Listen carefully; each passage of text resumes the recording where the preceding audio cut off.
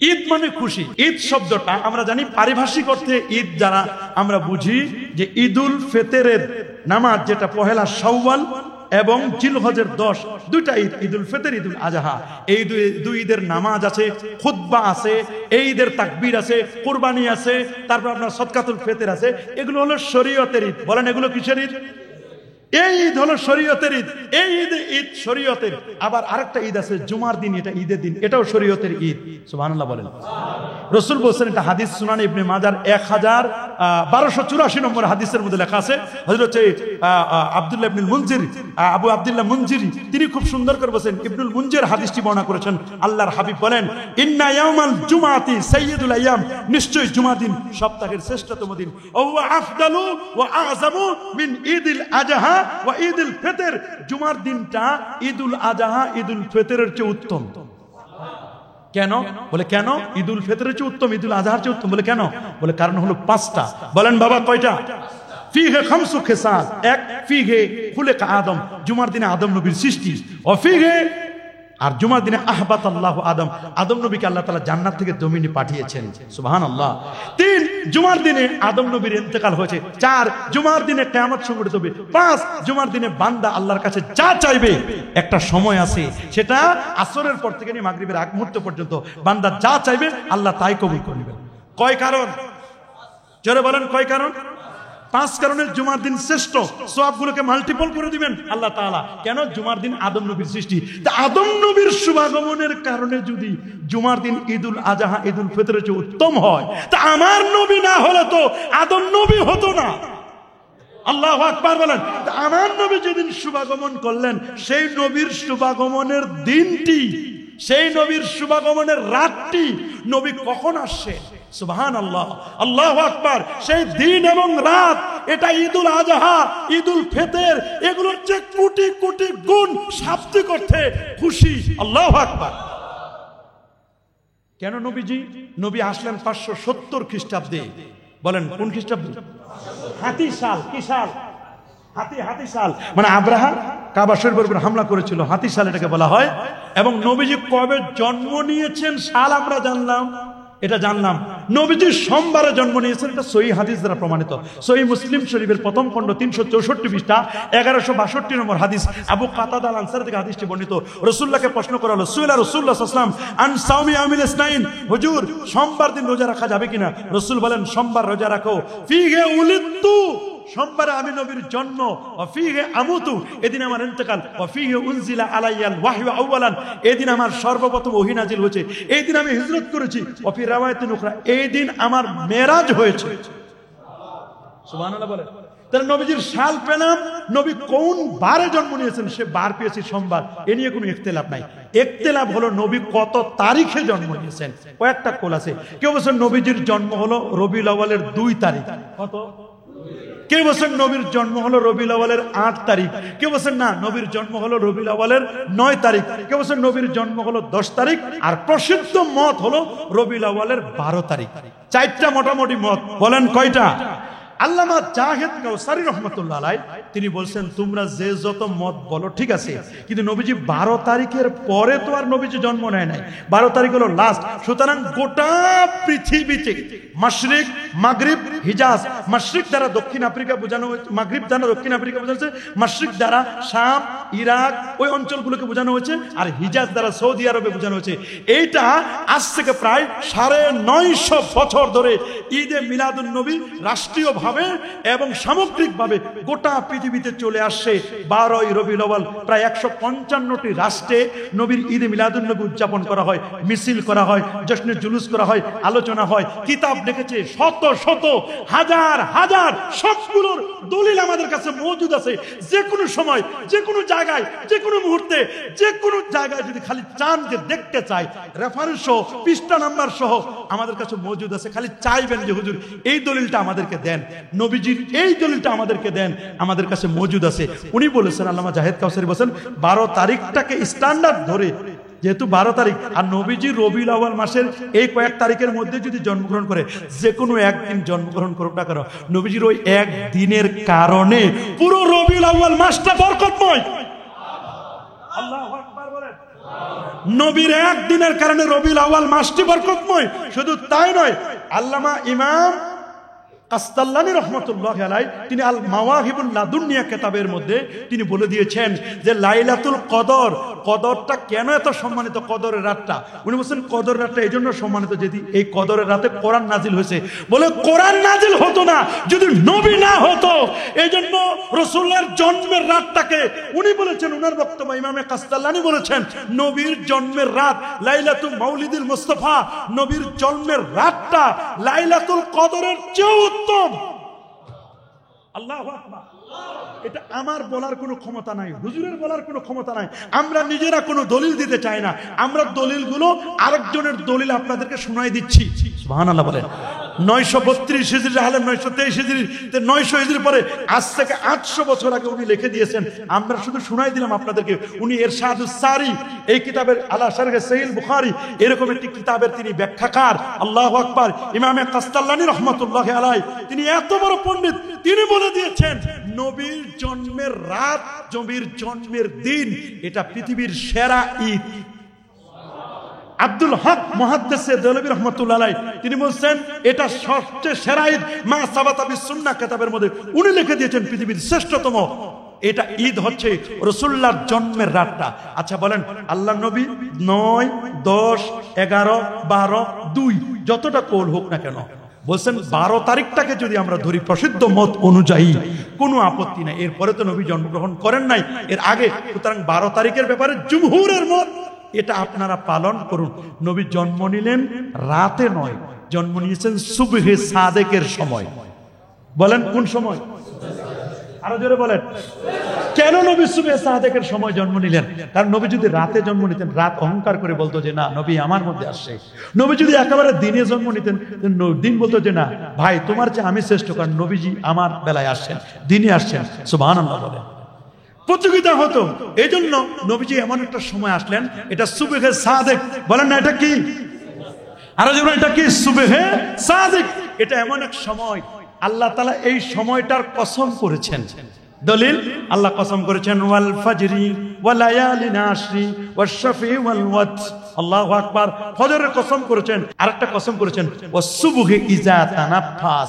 কসম সুবহে সাদেকের, ইজা তানাফাস সুবহে সাদেক। এটার কি আছে? এটা তো একটা কি, এইটাকে আল্লাহ কোরআনে বলেছেন ইজা তানাফাস, যখন এটা নিঃশ্বাস নেয়। সুবহে সাদেকও নিঃশ্বাস নেয়। তাহলে সকাল বেলায় নবী জন্ম নিলেন সুবহে সাদেকের সময়।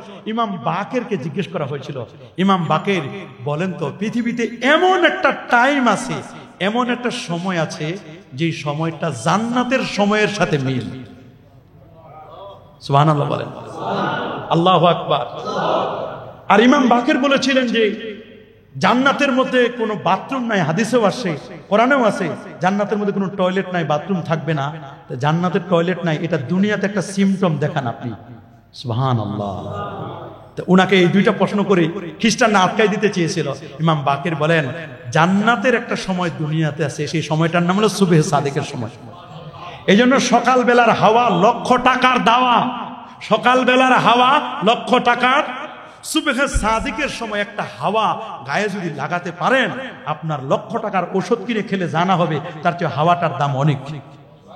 আমার নবী সুবহে সাদেকের সময় জন্ম নিয়েছেন। রাসূলুল্লাহর দোয়া সুবহে সাদেককে কেন্দ্র করে রাসূলুল্লাহ দোয়া করে দিয়েছেন। আল্লাহু আকবার। আর ওনাকে জিজ্ঞেস করছেন যে আপনি এমন একটা বলেন যে জান্নাতে টয়লেট থাকবে না, দুনিয়াতে এরকম একটা প্রমাণ দেন। বলে দেখো মার পেটে যে বাচ্চাটা 8 মাস 9 মাস 10 মাস 10 দিন থাকে, এই বাচ্চাটা তো অবশ্যই খাবার গ্রহণ করে। তো মার পেটের যে বাচ্চাটা খায় এটা টয়লেট করে কই? ওই টয়লেট আগে দেখাও, তারপর জান্নাতের টয়লেট দিব তোমাদেরকে। আল্লাহু আকবার। ইমাম বাকের আল্লাহু আকবার, উনি আহলে বাইতের একজন সদস্য। উনার বক্তব্য শোনার পরে অবাক হয়ে গেল খ্রিস্টানরা যে এইরকম ব্যক্তি রাসূলুল্লাহর বংশে আলেম ছিল। তো এই জন্য ঈদ বলা হয়। ইমাম মুফতি আমিমুল ইহসান রাহমাতুল্লাহ আলাইহি কাওয়াইদুল ফিকহের মধ্যে বলেন তুযকারু ফিহি আহলে ফাদলিন, যে যদি কোনো একটি দিনে কোনো ফজিলতপূর্ণ ব্যক্তি আলেম বুজুর্গ ব্যক্তির আলোচনা করা হয়, ওইটার নামই ঈদ। আল্লাহু আকবার বলেন। এটার নামই কি? আচ্ছা আপনারা বলেন আমার নবীর চেয়ে ফজিলতপূর্ণ পৃথিবীতে আর কেউ আছে নাকি? আল্লাহর পরে বাদে আজো খোদা বুজুর্গ তুই কিসসা মুখতাসার কিসসা খতম, আল্লাহর পরে নবীর মর্যাদা। আল্লাহু আকবার বলেন। তো এই জন্য আমরা এটাকে যেমন পবিত্র বলি, তেমন এটাকে আমরা ঈদ বলি। কি বলি? তা আমার দেশে যে সমস্ত ভাই বন্ধুরা আছেন, অনেক বুজুর্গ আলেম ভাইরা বলেন, মুফতি সাহেবরা বলেন যে 2 ঈদের বাহিরে কোনো ঈদ নেই। আমরাও বলি 2 ঈদের বাহিরে কোনো ঈদ নেই। ঈদুল ফিতর, ঈদুল আজহা, এটা শরীয়তের ঈদ, কিন্তু আবিধানিক অর্থে খুশি।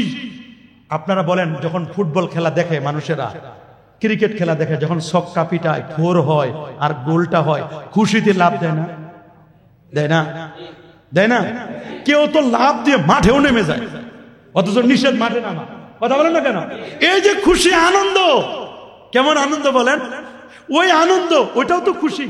তারপর ঈদুল ইস্তেকলাল, স্বাধীনতা দিবস, আরবিতে দেখেন ঈদুল ইস্তেকলাল, বিজয় দিবস, ঈদুল ফাত, ঈদুল মাদার্স ডে, ঈদুল আব ফাদার্স ডে, বাবা দিবস, মা দিবস, এগুলোর ক্ষেত্রে ঈদ মানে দিবস। ঈদে মিলাদুন নবী মানে নবীর জন্ম দিবস। আল্লাহু আকবার বলেন। আমার দেশের বর্তমান প্রধান উপদেষ্টার জন্মদিবস পালন করেন, কবিগুরু রবীন্দ্রনাথ ঠাকুরের জন্মদিবস পালন করেন, আগের এমপি মন্ত্রীদের জন্মদিবস পালন হয়, কাজী নজরুল ইসলামের জন্মদিবস পালন হয়। কোন মৌলবীর ফতোয়া দেয় না, কোন আলেমের ফতোয়া নাই। কিন্তু আল্লাহর হাবিবের জন্মদিবস যখন পালন করা হয় শরীয়তসম্মত ভাবে, তখন অনেকে ফতোয়াবাজি করতে চায়। আল্লাহর রাস্তে বলছি, আল্লাহর রাস্তে বলছি, এটা আল্লাহর হাবিবের জন্ম, শরীয়ত সমর্থিত ভাবে যুগ যুগ ধরে 950 বছর ধরে এটা এজমা হয়ে গেছে। নবীর সম্মানের আলোচনা হচ্ছে, এটা নিয়ে কেউ কখনো কোনো অন্যায় কাজ করবেন না, নবীর শানে কেউ বেয়াদবি করবেন না। আপনি শুনলে অবাক হবেন, বর্তমান ইয়ামানের শ্রেষ্ঠ আলেমদের একজন আর শায়েখ হাবিব আলী আল জিফরি, শায়েখ হাবিব আলী আল জিফরি আল ইয়ামানি, তিনি বলে দিয়েছেন খুব চমৎকার করে যে যারা নবীর বিরুদ্ধে আলোচনা করে ঈদে মিলাদুন নবীর, আর যারা পক্ষে আলোচনা করে, উভয় পক্ষ রাসূলুল্লাহর শান গায়। বলেন আল্লাহু আকবার। জিজ্ঞেস করে হলো যে স্যার শায়েখ, আপনি যেটা বললেন এটা কিভাবে? যারা রাসূলুল্লাহর পক্ষে আলোচনা করে তারা তো নবীর আনন্দে জন্মে খুশি হয়, আনন্দিত হয়, এটা তো ঠিক আছে, কিন্তু যারা বিপক্ষে আলোচনা করে, তো বিপক্ষে আলোচনা করতে গেলে রাসূলুল্লাহরে তো আনতে হবে সামনে, রাসূলুল্লাহরে নিয়ে তারপর বিপক্ষে আলোচনা করবে। তো রাসূলুল্লাহরে তো এখানে বসে, তো যারা পক্ষে করে তারাও রাসূলুল্লাহর শান গায়, যারা বিপক্ষে করে তারাও রাসূলুল্লাহর শান গায়। এই জন্য সবাই আমরা ভাই ভাই, টার্গেট হলো আমার রাসূলের সম্মান গাওয়া। তা আপনি বিপক্ষে গাচ্ছেন, গান না, বিপক্ষে গাচ্ছেন, হয়তোবা যেগুলো বিপক্ষে বলার এগুলো আমাদের বলা দরকার। আলেম ওলামারা যদি না বলে, আপনি জশ্নের জুলুস করতে গিয়ে সারাদিন আপনি মিছিল করলেন আর আপনি সেখানে জোহরের নামাজটা পড়লেন না, এটা কি ইসলাম সাপোর্ট করে? বলেন, এটা কি কখনো সাপোর্ট করে? এইরকম অনুষ্ঠান আমরা কখনো চাই না। কোন কোন ইমাম তো এই কথাও বলেছেন যে রসুলের জন্মদিনে তুকরাহু, তিনি বলেছেন বাকরু হবে রোজা রাখা। তবে এটা মাজমু আলাই ফতোয়া নয়, যেহেতু রাসূল আকরাম সাল্লাল্লাহু আলাইহি ওয়াসাল্লাম সোমবারে জন্ম নিয়েছেন, এই দিন নবীজি রোজা রেখে পালন করেছেন। নবী যখন রোজা রেখে পালন করেছেন, সাহাবীরা পালন করেন নাই? বলেন না, সাহাবীরা করে নাই? তাহলে ঈদে মিলাদুন নবী, নবীর জন্মে খুশি হওয়া, এই নির্দেশ কার? বলবেন হুজুর আল্লাহর নির্দেশ কারণটা কোথায়, কোন দলিলে বলবেন? আমি বলবো সূরা ইউনূসের 58 নম্বর আয়াতে আল্লাহ বলেন, কুল বিফাদলিল্লাহি ওয়া বিরহমাতিহি ফাবিযালিকা ফালইফরাহু ওয়া খায়রুম মিম্মা ইয়াজমাউন। এই আয়াতে কারিমা বলবেন হুজুর এই আয়াতটা খেলে আপনি বুঝলেন আর আমাদের কেউ বুঝলো না। আমি বলছি আমি বুঝি নাই। সৈয়দ আলাবি আল মালিকি আল মাক্কি, উনার আজকে কিতাব পড়লাম 400 পৃষ্ঠা ব্যাপী। সৈয়দ আলাবির কথা শুনেছেন, উনি ওইখানে মক্কা শরীফের শাহরুল উসাইফাতে বসে মিলাদুন নবী পালন করছেন এবং উনি প্রমাণ করছেন এই আয়াতটা যে কেউ যদি কোনো আল্লাহর অনুগ্রহ পায়, রহমত পায়, রহমত এবং অনুগ্রহ কোরআন বলছেন, ফদলুল্লাহকে বলছেন কোরআন, আর রহমত বলছেন রাসূল আকরাম সাল্লাল্লাহু আলাইহি ওয়াসাল্লাম। কারণ ওয়ামা আরসালনাকা ইল্লা রাহমাতাল লিল আলামিন, যার রহমতের নবীকে পেল, কোরআন পেল, এই দুটো জিনিস পেয়ে যেন খুশি হয়। তা আমরা কি নবীকে পেয়ে খুশি না? আল্লাহ খুশি না? ফেরেশতারা খুশি না? কুল কায়নাত খুশি না? আল্লাহ তাআলা আসমানে 2টা সেমিনার করেছিলেন। প্রথম সেমিনারে আপনিও ছিলেন, আমিও ছিলাম, হুজুরও ছিল, সমস্ত নবী রাসূলরা ছিল। ওই সেমিনারে ডাক দিয়েছিলেন আল্লাহ নিজেই। বলেন কে? আহ্বায়ক ছিলেন আল্লাহ, সেমিনারের আহ্বায়ক ছিলেন আল্লাহ। আমরা সবাই সেমিনারে উপস্থিত ছিলাম। আল্লাহ সেদিন আমাদের সবাইকে প্রশ্ন করেছিলেন, আলাস্তু বিরাব্বিকুম, আমি কি তোমাদের রব নই? সেদিন আমরা কেউ জবাব দেই নাই, প্রথমে কেউ জবাব দিই নাই। সর্বপ্রথম কলু বালা, হ্যাঁ আপনি আমাদের রব। এই জবাবটা সর্বপ্রথম যিনি দিয়েছিলেন তিনি আমার রাসূলুল্লাহ। আল্লাহু আকবার। আমার রাসূল সর্বপ্রথম দিয়েছিলেন, তারপর অন্যান্য। ওই দিন যদি রাসূলুল্লাহ জবাব না দিতেন তাহলে আমাদের কোনো জবাবে আসতো না। রাসূলুল্লাহর রূহটা সর্বপ্রথম জবাব দিয়েছিল। আমরা বলেছিলাম ক্বালু বালা, বালা, হ্যাঁ আপনি আমাদের রব। এরপরে আল্লাহ আরেকটা সেমিনার ডাকলেন, দ্বিতীয় সেমিনার, এটা রূহের জগতে। ওই জায়গায় আপনিও ছিলেন না, আমিও ছিলাম না, কেউ ছিলাম না। ওই সেমিনারের ভিভিআইপি পার্সনরা ছিল নবীরা শুধু এবং রাসূলরা। 1,24,000 নবী এবং রাসূল ছিলেন। ওই সেমিনারের আহ্বায়ক ছিলেন আমার আল্লাহ। আল্লাহ ডেকে বললেন, আমি তোমাদের মাঝে একজন রাসূল পাঠাবো। কি পাঠাবো? ওয়াইদ আখাযাল্লাহু মিসাকান নাবিয়্যিনা লামা আতাইতুম মিন কিতাবিন ওয়া হিকমা সুম্মা জাআত, আল্লাহু আকবার। সূরা আলে ইমরানের 81-82 নম্বর আয়াত। এই রাসূল পাঠাবো, লা তুমিনুন্না ওয়া লা তানসুরুন্না, তোমরা তার প্রতি ঈমান আনবে, তাকে সাহায্য করবে। তোমরা কি এটা মেনে নিলে? সমস্ত নবী রাসূলগণ বলছিল ক্বালু আকরারনা, হ্যাঁ আল্লাহ আমরা এটা মেনে নিলাম, আমরা নবীর প্রতি ঈমান আনবো, তাকে সাহায্য করব। সুবহানাল্লাহ। তাহলে এই সেমিনার কিন্তু উপরে হয়েছিল। যদি নবীকে নিয়ে উপরে সেমিনার হতে পারে, আমরা নবীকে নিয়ে জমিনে আলোচনা অনুষ্ঠান করতে পারি না?